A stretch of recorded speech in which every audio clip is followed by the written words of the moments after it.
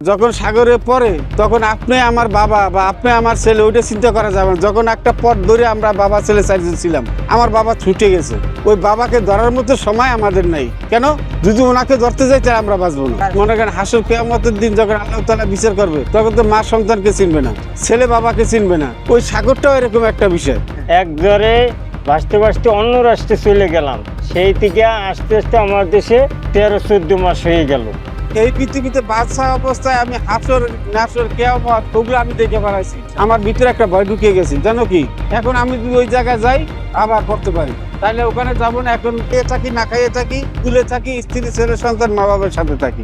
গেল বছর বর্ষায় মানে আমাদের একটা ডুবা বোট ছিল কুলের থেকে সাগরে 70-80 কিলো দূরে হবে। তখন হঠাৎ আবহাওয়া খারাপ হয়ে গেছে 8 নম্বর সঙ্গে। এই আমাদের ছোটখাটো যেরকম বোট আছে না, এগুলা টলিতে বলে যায় যে তোমরা সবাই কুলে চলে যাও, আবহাওয়া খারাপ হয়েছে। তুফান আসে আপনার পাহাড়ের চেয়ে উঁচা, পাহাড় কিরকম তার থেকে উচ্চ আসে, তখন আসে আপনার এমন একটা ভয়াবহ শব্দ আসে যা মানে আপনার ভিতর থেকে শুকিয়ে যায় আর কি, পানিটাই সব শুকিয়ে যায়। তখন আপনার নিশ্চিত মনে করেন মাঝি বলে যে এখন বোট হয়তো বাঁচবে না, তোমরা সবাই রেডি হয়ে থাকো, কিভাবে কি করা যায়। আমরা জোরের কপালে পড়ছি রাত্রে অনুমানিক 10টা বাজে।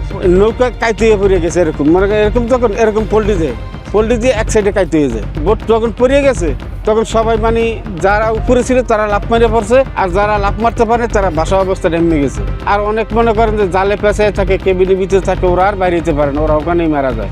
আমরা ছিলাম 16 জন।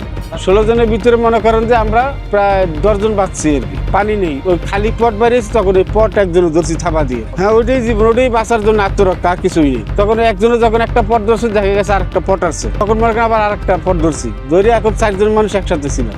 আপনি মনে করেন যে আপনার সভ্য শরীর 3 ঘন্টার ভিতরে সাদা হয়ে যাবে, তারপরে মনে করেন আপনার ফুটকায় খাওয়া শুরু করে। তো অনেকক্ষণ থাকলে গাটার শরীরটা নরম হয়ে যায়। আপনার পায়ের এইগুলো, হাতের এইগুলো খাইয়ে ফেলাইবে, এই যে এগুলো আছে না, এগুলো আপনার এই নখ খাইয়ে লাগবে, এই মাথা খাইয়ে লাগবে, আপনার পায়ের এই নখ খাইয়ে ফেলাইবে, সব সাগর তখন খাইয়ে ফেলায়। যখন খায় তখন মানে ওইটা হুঁশ থাকে না যে আপনাকে খাইতেছে বা কেউ মারতেছে, ওই হুঁশটা আপনার ভিতরে নেই। আপনার এখন চেষ্টা করতে হবে আমি কিভাবে বাঁচতে পারি, কে আমাদেরকে বাঁচাবে, কেউ আমাদেরকে উদ্ধার করতে আসে কিনা, এটা দেখতে হবে। সাগর এমন একটা বিষয় যে কেউ কারোকে চিনে না। সন্তান হাত থেকে ছুটে গেছে, বাবা তাকাই দেখতেছে, কিছু করার নেই। সন্তান যাইতেছে, ছেলে বাবা দেখতেছে। 14 ঘন্টা ছিলাম সাগরে, দূর থেকে দেখতেছি বোট একটা আসতেছে, তখন মনে করেন একটু হাত নাড়াইছি, শক্তি তো হারাই গেছে, অনুভব করতেছে যারা একজন হুঁশ আছে, একটা হাত নাড়াইছি, তখন বোর্ডে বুঝতে পারে যে ওখানে লোক পড়ছে।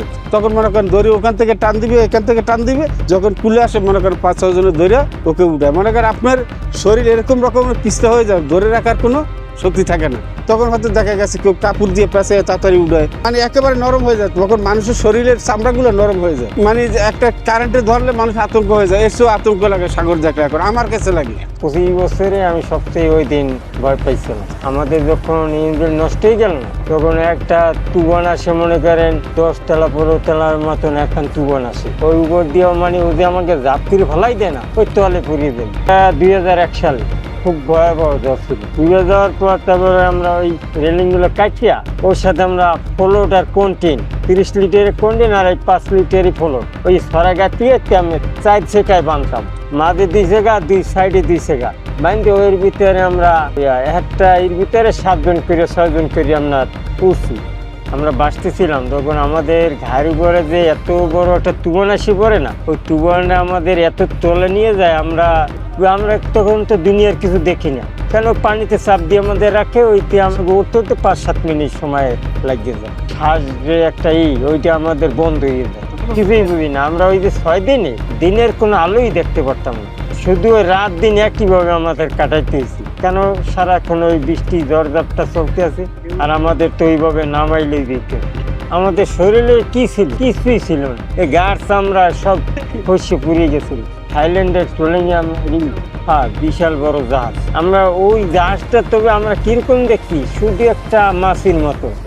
তারপরে তারা দেখি ধীরে ধীরে আমাদের কাছে আসতে আছে লঙ্গর করিয়া, ওইখান দিয়া একটা জাহাজ ছোট একটা স্প্রিং বোর্ড নামাই দিচ্ছে। স্প্রিং বোর্ড নামাইয়া ওইটা আমাদের লোক কয়েকজন তুলে এনেছে। আপনার সাথে কথা বলবো আমাদের জবানি খোলে না। ওই জাহাজ আমাদের উঠেলো, উঠোনের পর ওরা আমাদের চিকিৎসা নিল। এবার আমাদের ফ্রিজের মতনই কি বলে ওটা বলি না, ওইটার ভিতরে আমাদের নিয়ে একজন ঢুকেছে, শরীর হিট করাইছে, গরম। ওই জাহাজে আমরা 4 দিন ছিলাম। 5 দিনের দিন ইন্ডিয়া, ওইখানে আমাদের নৌবাহিনী দ্বারা ওই জাহাজে আনাইলো। ওই কেন্দ্রে আমাদের নৌবাহিনী ক্যাম্পে নিয়ে গেল।